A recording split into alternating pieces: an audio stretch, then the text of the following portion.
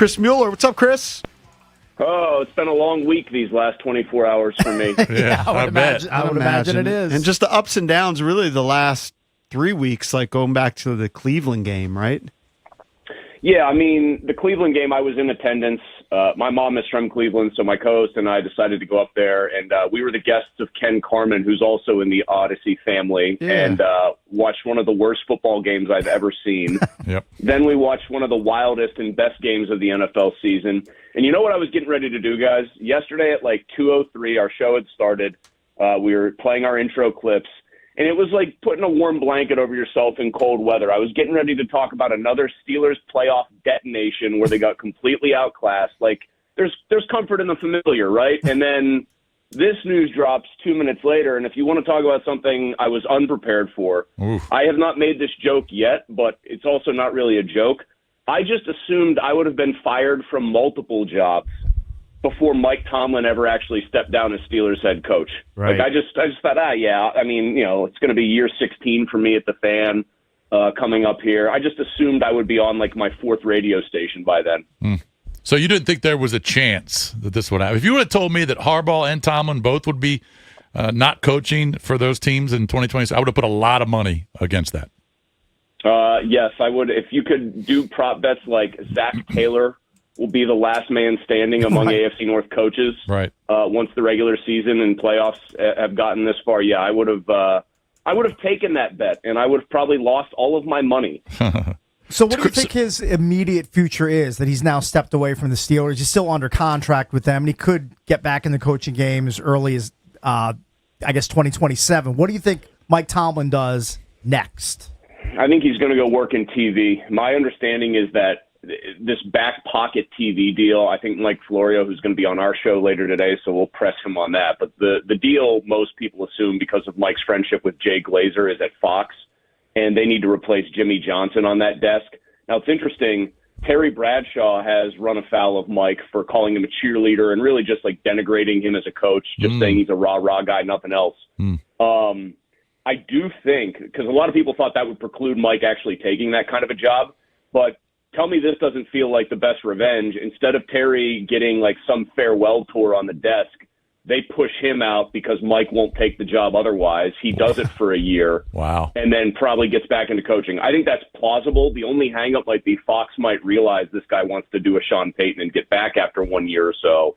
And they're a little bit more hesitant to just like back up a truck for him. But I do think he wants to coach again. I do think he wants a fresh start.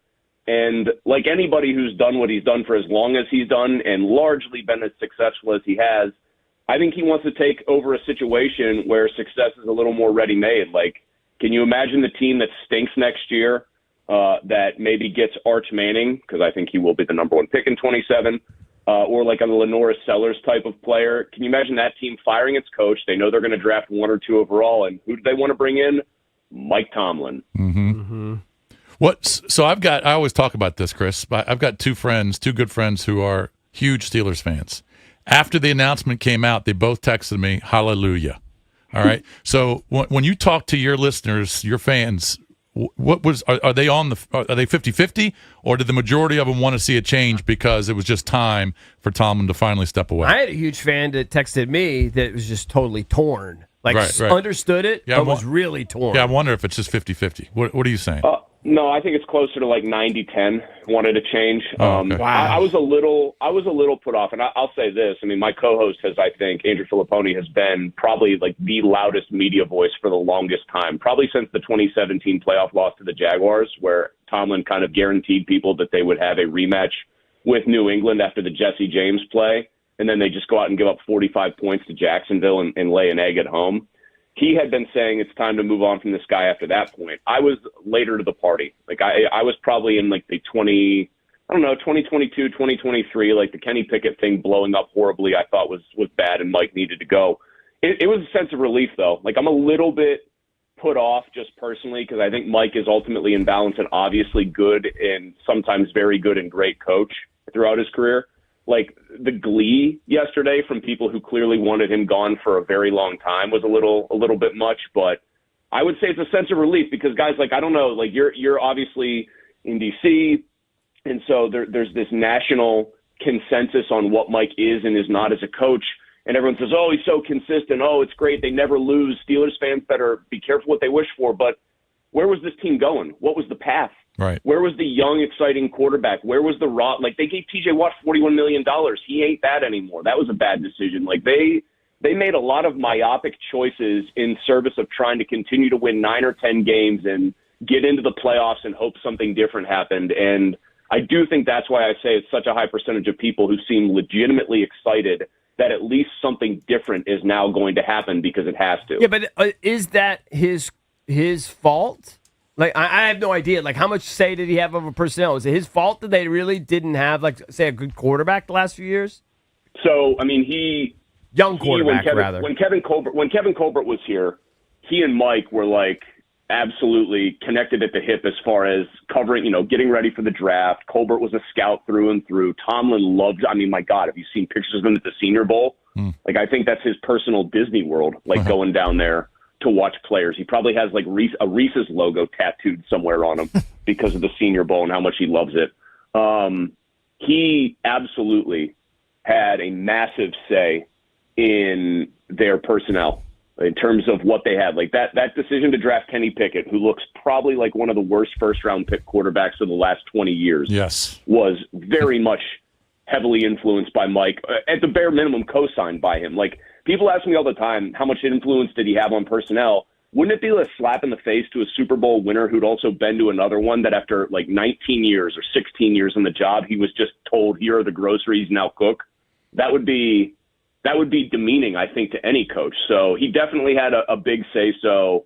And the thing, guys, that I'll also say, as far as like how responsible is he for the roster, clearly pretty responsible.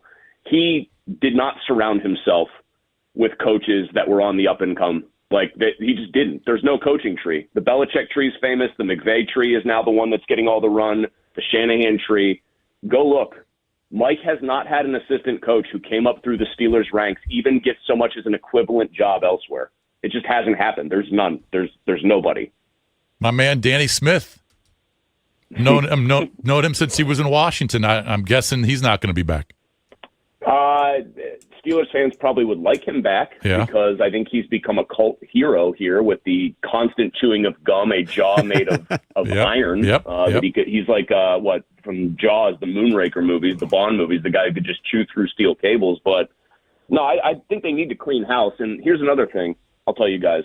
One of the big concerns some Steelers fans have already is this team does not like, at the ownership level, to pay coaches to not work. It's like the antithesis of what Jerry Jones might do, for example. Art Rooney does not like paying guys to go away. It was through gritted teeth that they fired Matt Canada, one of the worst offensive coordinators anyone's ever seen, mid-season. And Terrell Austin was kind of nominally the defensive coordinator. Mike pretty much got what he wanted, but Terrell would help with the game plans and maybe relay the calls sometimes on game day. His contract's up after this year. That's why he's not coming back. And there is an actual worry that, like, Arthur Smith might be inherited by whoever takes over because the owner might not want to actually pay Arthur Smith to go away. And if that actually happens, then that's a sign that not enough things have changed at the ownership level with how they view things and how they think a team needs to be run in 2026. Talking to Chris Mueller, host of the PM team with Pony Mueller on The Fan in Pittsburgh. What was the last year like covering Aaron? He was very like off the radar as far as saying anything that made headlines for anything other than football reasons. He stopped doing the McAfee show, which was his repository for saying that stuff, or his kind of place where he would do all that. The Ben Roethlisberger show used to air on our station. We weren't the flagship in Pittsburgh, but Ben, because of a relationship he had with our prior midday host, back when my current co-host was on middays, they would have Ben on. Now, I just bring this story up to just tell you about how Rodgers acted and how much deference he showed Mike. Ben would go on an hour before Mike's weekly Tuesday press conference, then say a bunch of stuff that Mike would have to respond to, and that was a calculated move by Ben to just try to put pressure on the head coach. Real nice stuff. Rodgers did none of that. Like, at every turn, he backed Tomlin. As far as, like, quotable stuff, I mean, he would get very snippy after some games. He would be defiant. He could also be pretty interesting when he wanted to be. I think the funniest thing that I will tell you about covering him for the last year is all the angry faces and obvious cussing he did during games when, like, Jonnu Smith wouldn't run the right route. But it also felt like, I don't know, guys, you watch these games. You watch that Houston game. That defense is unbelievable. It felt like elder abuse when it was going bad. I mean, he's 42 years old. They showed him he looked like a crash test dummy on that one sack where he lost the ball in that Houston game. So it was less dramatic than I thought it would be, but it was definitely time, I think, by that Houston game, you realize, like, this guy needs to hang him up. Right. Chris, tell our audience here in D.C. who you think the Steelers are going to hire next to replace Tomlin. I'm seeing who you think it is on 92.3 The Fans account on Twitter.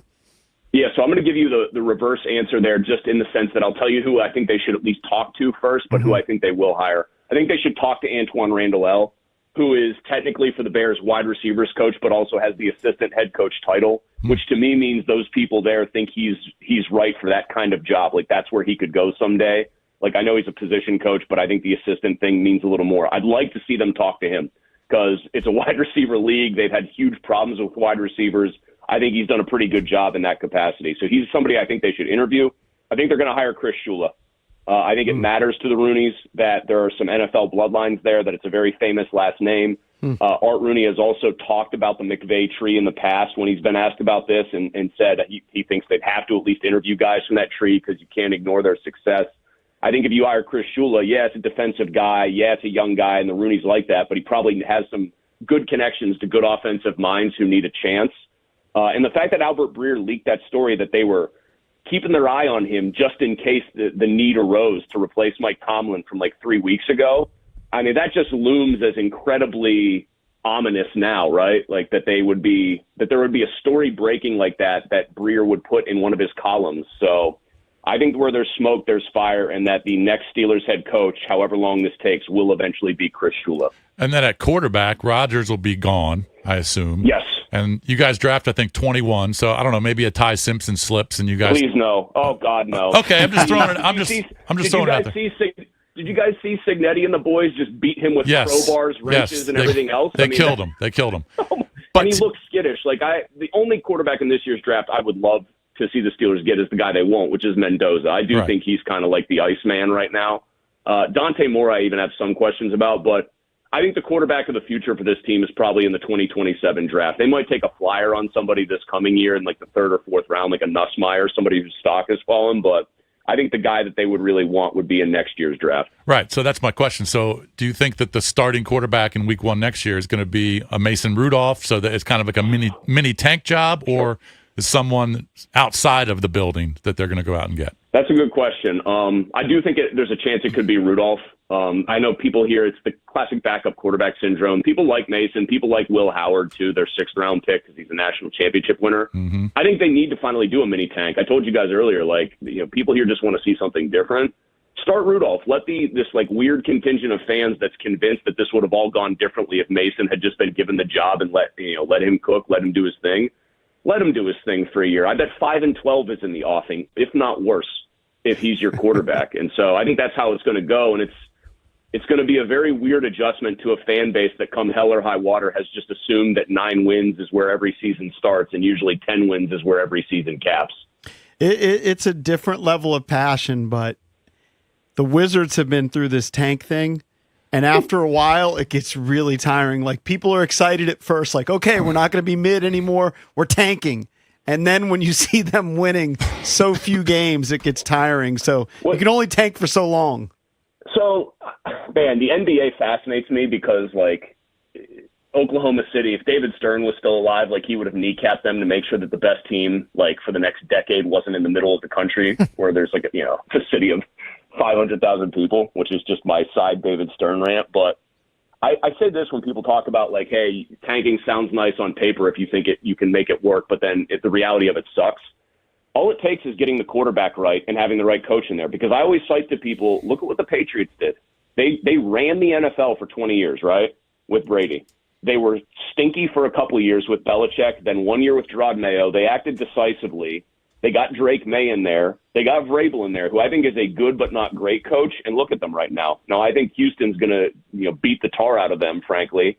But they are a team on the rise after, 2 or 3 years of not getting it right. Like, I'm not saying it's a cure-all. I'm not saying it's a guarantee. But even you guys down in Washington, you got Daniels. It worked right for 1 year, and you were in the NFC title game when he was a rookie. Like, yeah, you got to get the right guy, though. Dude. Mm-hmm. Yeah, sure. And I don't think there is one in this 2026 draft that's available to them. You got to hope that Arch or Lenora Sellers or somebody else emerges kind of from the mists a little bit of the way Mendoza did. And then you got to make sure you're there to actually pick them. You know what I mean? Like, that's where picking 21st, you're just always going to be trying to talk yourself into, is Kenny Pickett actually good enough? Right. Is Ty Simpson big enough? Was that just an aberration against Indiana? And so I think people here are prepared for it for 2 or 3 years if that's what it takes. It's going to be interesting. You guys sound so foreboding. Like, I feel like I should just I'm going to take this onto the air at 2 o'clock today and be like, I talked to the guys in Washington, and they know a little something about teams being terrible. And we do know that. Thanks. That is true. Thanks. I mean, the Nationals won the World Series, and they haven't had a winning season since, and not even close. And it's been rebuild after rebuild.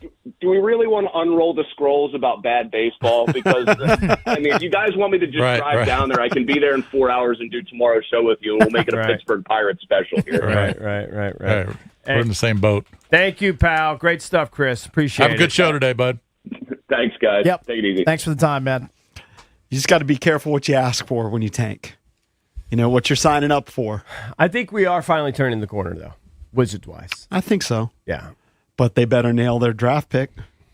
Mm-hmm. Yeah, they need more pieces. They're not done, but they're getting close. If they end up, what's the worst they could do? If they like the 7th or 8th pick? 8th or nothing. Yeah. But I could They end up with the 8th pick? I think maybe.